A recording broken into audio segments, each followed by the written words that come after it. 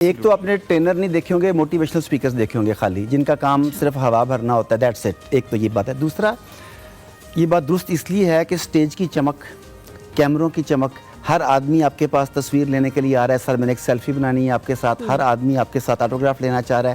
وہ آپ کو تھوڑا سا نا بوسٹ کرتی ہیں چیزیں، اور آدمی یہ سمجھنے لگتا ہے، اس مغالطے کا شکار ہو جاتا ہے. مغالطہ اصل میں اس مغالطے کا شکار ہو جاتا ہے کہ مجھے سب کچھ پتہ ہے. حالانکہ یہ کہنا کہ مجھے نہیں پتہ یہ علم کی دلیل ہے. میں ایک واقعہ سنانا چاہتا ہوں آپ کو. کچھ جگہ پہ امام ابو حنیفہ سے یہ منسوب ہے، کچھ جگہ پہ یہ امام ابو مالک سے منسوب ہے. چلیں میں امام ابو حنیفہ کا پڑھا تھا، پہلے ان کا سنا دیتا ہوں. کہ ایک بڑھیا ان کے پاس آئی، اس نے ایک مسئلہ پوچھا، وہ کہتے ہیں لا ادری، مجھے نہیں پتا. اس نے دوسرا مسئلہ پوچھا، وہ کہتے ہیں لا ادری، مجھے نہیں پتا. اس نے کہ 10 مسئلے پوچھے، انہوں نے کہا لا ادری، مجھے نہیں پتا. اب یا انہیں پتا نہیں تھا یا اس کے لیول کی بات نہیں تھی، جو انہوں نے کہا لا ادری.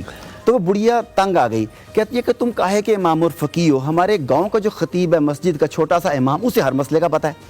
تو امام ابو حنیفہ کہتے ہیں کہ ابھی میرے پاس تمہارے 1000 سوالوں کے جواب میں 1000 لا ادری ابھی بھی پتہ ہیں. اس بات کو 1000 سال گزر گئے، اور آج پوری دنیا میں امام ابو حنیفہ کی لکھی ہوئی فقہ پڑھائی جاتی ہے، اور اس مولوی کا کسی کو نہیں پتا جسے سب کچھ پتا تھا. تو لا ادری کہنا کہ مجھے کچھ نہیں پتا، یہ علم کی سیڑھی ہے. جب تک کوئی ٹرینر ہے، استاد ہے، وکیل ہے، وہ یہ نہیں کہتا لا ادری، وہ عالم نہیں ہے، نہ وہ علم کی سیڑھی پر ہے.